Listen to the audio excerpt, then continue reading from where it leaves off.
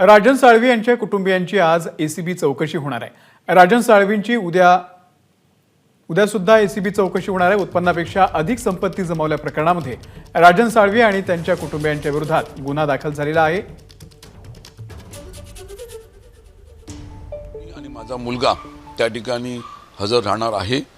संपूर्ण सहकार्य करण्याची माहिती द्यायची भूमिका आमची त्या ठिकाणी निश्चितपणे राहणार आहे।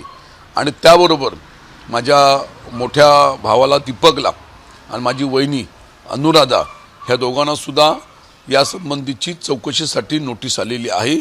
तीही दोघं त्या ठिकाणी आज दुपारच्या वेळेमध्ये हजर राहून जी माहिती विचारतील त्याची माहिती आम्ही उपलब्ध करून देणार हा आपल्याला विश्वास देऊ इच्छितो। तर पुन्हा एकदा तुम्हाला नोटीस बजावण्यात आलेली एसीबी कडून ती नेमकी काय आहे? हां, मला सुद्धा वैयक्तिक त्यांनी उद्या मंगळवार 5 तारखेला दुपारी 1 वाजता रत्नागिरीच्या कार्यालयामध्ये हजर राहण्यासंबंधीची नोटीस दिलेली आहे।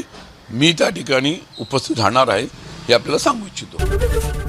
एबीपी माझा, उघडा डोळे बघा नीट।